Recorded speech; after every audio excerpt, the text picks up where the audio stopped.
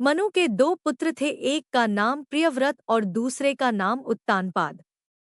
उत्तानपाद को राजा बनाया गया। उनकी दो रानियां थीं। एक का नाम सुनीति और दूसरी का नाम सुरुचि था। दोनों रानियों के एक एक पुत्र था।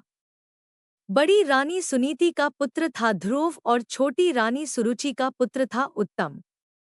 ध्रुव के पिता राजा उत्तानपाद अपनी छोटी रानी सुरुचि को बहुत चाहते थे। इस कारण राजा उनकी बात का बहुत मान रखते थे।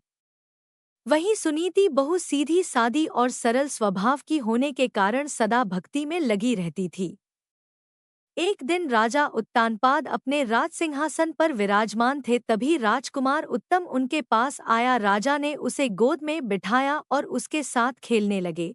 कुछ समय के बाद ध्रुव भी वहां आया। वह भी पिता की गोद में बैठने की जिद करने लगा। यह देखकर रानी सुरुचि ने ध्रुव को डांटते हुए कहा, इस राज सिंहासन पर केवल मेरे गर्भ से जन्मा पुत्र ही बैठ सकता है। अगर तू इस राज सिंहासन पर बैठना चाहता है, भगवान की तपस्या कर उन्हें प्रसन्न कर, फिर मेरे गर्भ से जन्म लेकर इस सिंहासन का हकदार बनकर दिखा। राजा उत्तानपाद को रानी की बात का बहुत बुरा लगा, परंतु स्त्री मोह के कारण वे कुछ कह न सके। यह सुनकर बालक ध्रुव रोते हुए अपनी माता के पास गए। सुनीति ने जब सारी बात सुनी तो उन्होंने रोते हुए अपने दुर्भाग्य को इसके लिए जिम्मेदार ठहराया। उन्होंने कहा, बेटा, इसमें तुम्हारी छोटी माता का कोई दोष नहीं है। यह सब भाग्य का खेल है।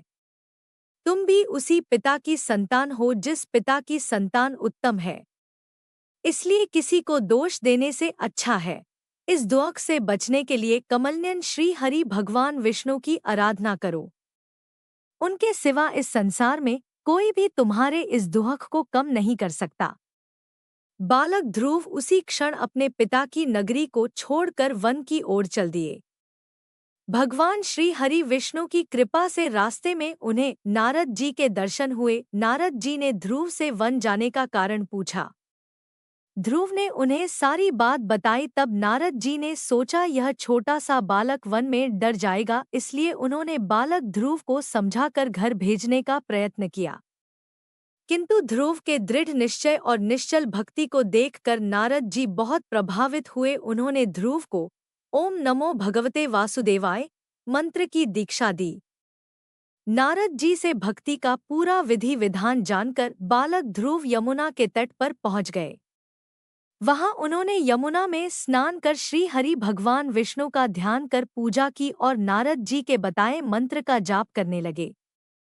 पहले महीने में उन्होंने प्रत्येक तीसरे दिन फल ग्रहण कर उपवास पूरा किया। दूसरे महीने में 1 सप्ताह का उपवास रखकर फल ग्रहण किए। तीसरे महीने में 9 दिन और चौथे महीने में 12 दिन बाद फल ग्रहण करने के नियम का पालन किया। इसके बाद उनमें अलौकिक शक्ति का संचार हुआ। 5वें महीने में उन्होंने अपनी श्वास पर नियंत्रण पा लिया। बिना श्वास के वे मंत्र का जाप करने लगे। 6ठे महीने से लगातार 5 वर्ष तक एक पैर पर तप करने लगे। जब भी भक्त ध्रुव अपना पैर बदलते तब धरती कांपने लगती। 5 वर्ष के बाद भगवान विष्णु ने ध्रुव को दर्शन दिए, किंतु बालक ध्रुव उन्हें देखकर अपनी सुधबुद्ध भूल कर देखते रह गए। तब स्वयं श्री हरि विष्णु जी ने अपने शंख से उनके गालों को छुआ।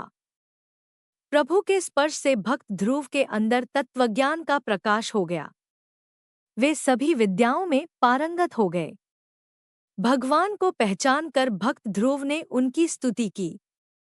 भगवान विष्णु ने प्रसन्न होकर भक्त ध्रुव को वरदान दिया और कहा, बेटा, इस संसार में अपने पिता के वानप्रस्थ के समय राजा बनकर राज कर। जब तुम्हारा अंतिम समय होगा तो मेरी कृपा से तुम ब्रह्मांड के केंद्र भूल धाम में विराजमान हो जाओगे, जिसकी सभी ग्रह, नक्षत्र और तारामंडल प्रदक्षिणा करते हैं। यह कहकर श्रीहरि विष्णु अंतर्ध्यान हो गए। भक्त ध्रुव जब अपने नगर पहुंचे तो उनकी दोनों माताओं ने उनका स्वागत किया। छोटी माता सुरुचि के मन से सारा बैर चला गया। कुछ दिनों के बाद महाराज ने वैराग्य लेकर वन में जाने का फैसला किया और पुत्र ध्रुव का राज्याभिषेक कर दिया। राजा ध्रुव ने दीर्घकाल तक भगवान की भक्ति करते हुए भोगों में लिप्त हुए बगैर शासन किया। अंत में वे सब कुछ छोड़कर बद्रीनाथ धाम पहुंचे। वहां पहुंचकर उन्होंने मंदाकिनी नदी में स्नान किया। उसके बाद नदी के तट पर बैठकर भगवान विष्णु का ध्यान करने लगे।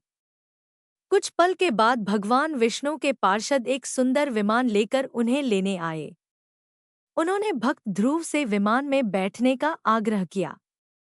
उन्होंने कहा, प्रभु, जिस धाम की सभी ग्रह नक्षत्र प्रदक्षिण करते हैं, हम आपको वहां ले जाने के लिए आए हैं।